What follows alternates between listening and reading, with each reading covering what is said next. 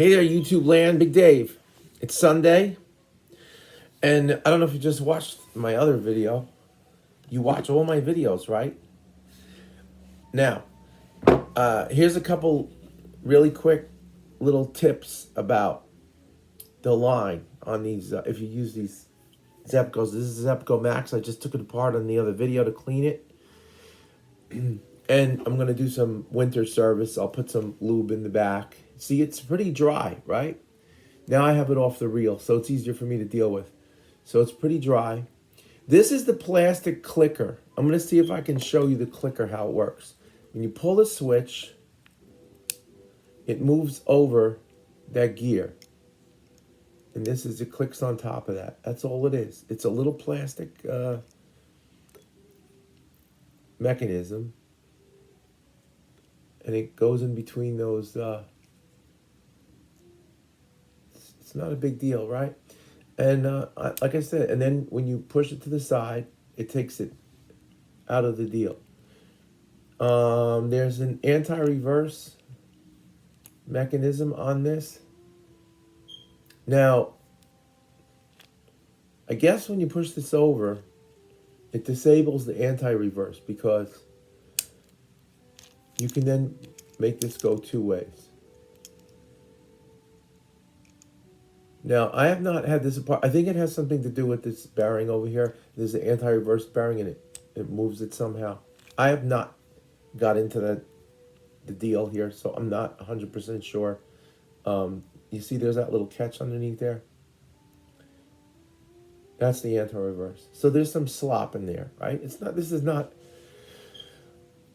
not a super precision instrument. It's a basic thing. It works, you know? This one's been working good. All right, so that's the mechanism for the,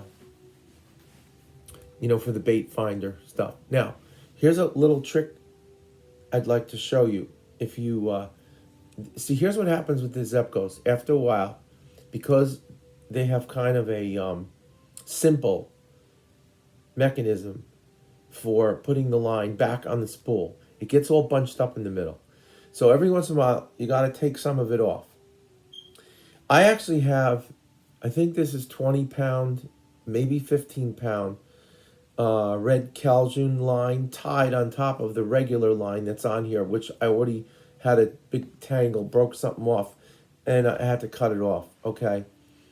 And let's talk about line. Try to retrieve as much line as you can and put it in proper recycling or garbage. You know, I see it all the time. People leave line everywhere, and we pick it up. We go out on our kayaks, we pick it up. We're always picking up line and disposing of it correctly. But if you know somebody that's maybe doesn't have the best housekeeping when you go fishing with them, just assist them. Try to help them to clean up their stuff, their line. The line gets everywhere, Now, where I am, they have these bags that hang on the trees, and they're line bags. The county puts them out, and it's a good thing. All right, so let's talk about this.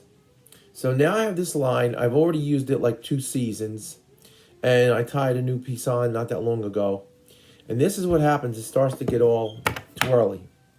So what you want to do, you can put new line on, but I got news for you. It's just going to do the same exact thing.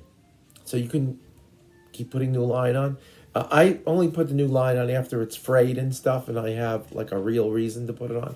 Other than that, it's going to do the exact same thing after just a short time. So you keep putting line on, putting line on. All right. So what you do is you take out about 15 feet and stretch it out however far you can reach. Now, of course, because I'm doing this, it got caught on something, and it's going to be a pain in the neck. All right, so if I stretch it out, right now I already wound on some line. So right now I have about 10 feet left to go. And what I'm going to do is, rather than use the reel to turn it on, I'm going to put it on manually. So I'm going to turn this on myself, and every once in a while, just pull this spool so that it's in a different place when you go under the, under the mounting bracket because it's a little harder to deal with, especially if you've got big hands. So it's tedious, it's slow. You just got to sit and chill. But I'm going to carefully put this line on here, and then I'm going to stop, put the reel down, and I'm going to go back and just stretch this kind of back out again. Make sure that it's nice and straight and got as many of the curls out as possible, right? And then I'm going to go back and, well, we got a problem here. Some kind of issue happened. It's my fault, all right? It's my fault. I created a problem. Okay, so I'm not going to do all this now on the video. I'm just showing you. So you carefully put this on, then pull this a little bit so that it's in a different place, because when you go under the handle, it's a little bit more tricky to deal with. And I can feel it now kind of twisting as I'm putting it on. So I'm going to stop, and I'm going to stretch this, pull this free again. And then I'm going to go back and wind this on some more, okay?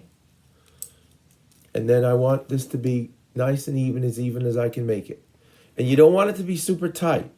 That's another thing. You don't need to pull it tight because it binds. And then it becomes more problematic to deal with. So this is almost the end. And I'm not doing this on the video. Now let's talk about the pins. And I may have mentioned this in another video. Now this is a 33 Max. First thing that you want to do is get a little soapy water and clean this spinner head. Just put it in some soapy water, swish it around, and then brush it off gently to get any kind of sticky stuff off it. Because this is what casts the line. The line goes across the front like this, and it goes through the exit hole, which is here. Okay? And that's why the inside, you want to keep this as clean as possible too. Not like this one. But you see all the junk that's already in here, right? It's got a lot of pond slime in it. And this needs to be cleaned out. Now, in certain seasons, you have more pond slime than others. And when you use closed reels, it doesn't matter what kind it is. It could be Shakespeare or any of the other ones if you prefer. I just happen to use the Zebco because I've been using them for years, and I just use them. And if this one breaks, I'll either fix it or I'll get another one, or I'll take pieces off of a broken one I picked up on eBay or something. Okay, so this, when this is in here, it's there's room, but it's a kind of a tight fit where the line goes around. So you need this to be clean and smooth for it to work. Now these pins, here's the deal with the pins. See what this looks like? Now this one's sticky. It's not even going in and out good. This is all going to be clean. All right, now you see where the pin ends in here. When you're done with the pin, if you look at it, it should only just be slightly above the top. If it's sticking out too far, when you go to cast, the line's going to get caught on this, especially on the smaller reels. Like if you have one of those little Model 11s, forget it. If that pin is out of adjustment, and I don't even know the old model one, the little ones, I don't even think you can adjust them. But on these bigger ones, you can gently push this ceramic pin in or out of the holder. I was going to tell you on the other video, and then I kind of got onto something else. I broke one of these pins off one day. I